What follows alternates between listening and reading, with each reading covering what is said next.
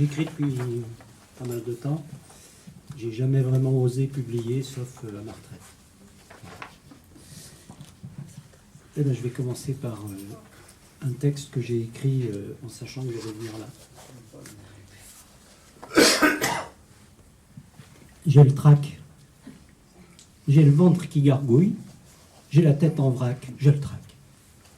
Je dois dire un poème, quelques vers mal ficelés, abandonnés en mer pour qu'ils puissent s'y noyer. Vous me voyez là, en chair et en os, mais ce n'est pas moi, je suis dans le cosmos. Et ce poème me suit, m'agresse, me harcèle. Je ne suis pas ici à ces vers infidèles. J'ai peur. J'ai peur, je fais dans mon froc. J'ai le front en sueur, j'ai peur. À vous qui êtes assis me regardant suer, épiant mes mots mal dits et ma langue fourchée, je suis un hologramme. Plus rien ne peut m'atteindre. Je quitte le mélodrame. Je finis de me plaindre. Je croque. Je mâche à pleines dents. Je croque dans les mots. Et le trac, rideau. Je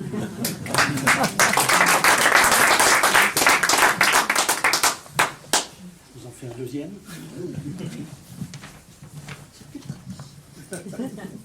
Une feuille blanchie, immaculée, sereine. Nulle trace d'esprit, ni bonheur, ni Freuden.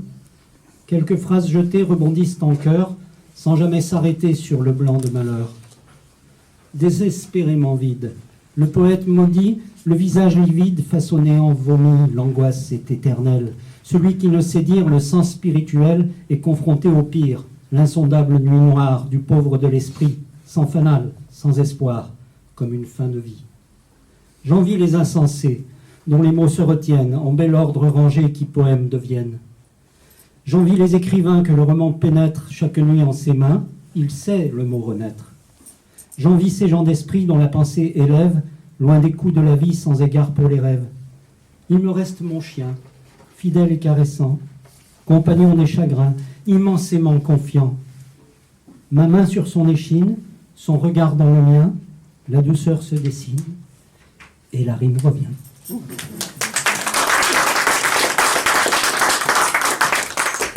La dernière pour la route.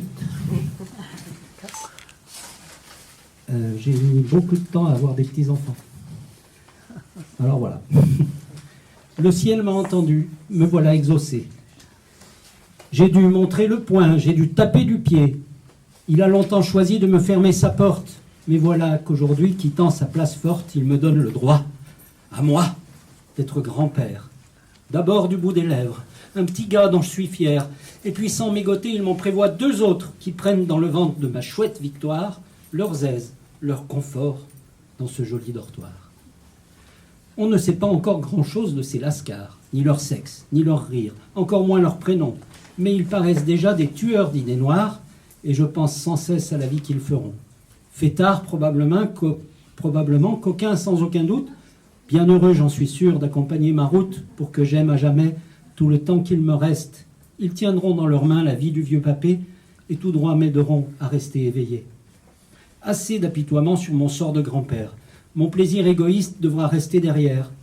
Ils seront ce qu'ils sont, des enfants de l'amour, si beaux que leurs parents taperont le tambour pour annoncer au monde leur venue tapageuse, leur dire que leur maman est follement heureuse, que papa les attend en faisant sa couvade, leur dire que les parents ont des cœurs fabuleux, immensément grands et tellement moelleux.